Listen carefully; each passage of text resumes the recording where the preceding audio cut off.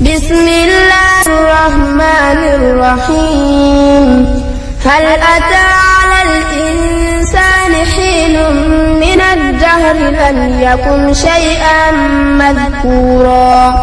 إنا خلقنا الإنسان من نطفة أمشاج نبتليه فجعلناه سميعا بصيرا إنا هديناه السبيل إما شاكرا وإما كفورا إنا أعتدنا للكافرين سلاسل وأغلالا وسعيرا إن الأبرار يشربون من كأس كان مزاجها كافورا عينا يشرب بها عباد الله يفجرونها تفجيرا يوفون بالنذر ويخافون يوما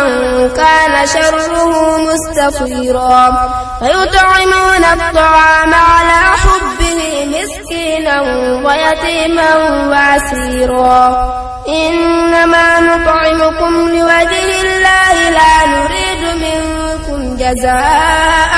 ولا شكورا إنا نخاف من ربنا يوما عبوسا قمطريرا فوقاهم الله شر ذلك اليوم ولقاهم نضرة وسرورا وجزاؤهم بما صبروا جنة وحريرا متكئين فيها على الأرائك لا يرون فيها شمسا ولا زمهريرا ودانية عليهم ظلالها وذللت قطوفها تذليلا ويطاف عليهم بآنية من فضة وأكواب كانت قوارير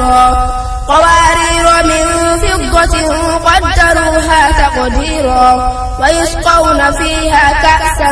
كان مزاجها زنجبيلا عينا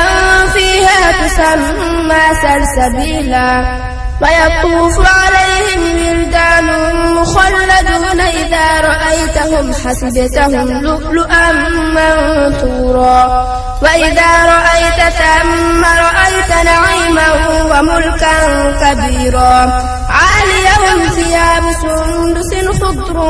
واستبرق وحلوا وساور من فضة وسقاهم ربهم شرابا طهورا إن هذا كان لكم جزاء وكان سعيكم مشكورا إنا نحن نزلنا عليك القرآن تنزيلا فاصبر لحكم ربك ولا تطع منهم آثما أو كفورا واذكر اسم ربك بكرة وأصيلا ومن الليل فاسجد له وسبحه ليلا طويلا إن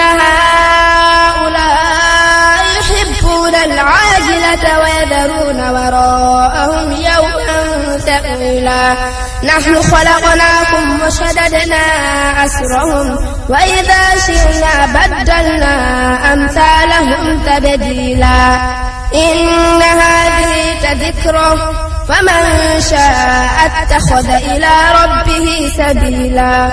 وما تشاءون إلا أن يشاء الله إن الله كان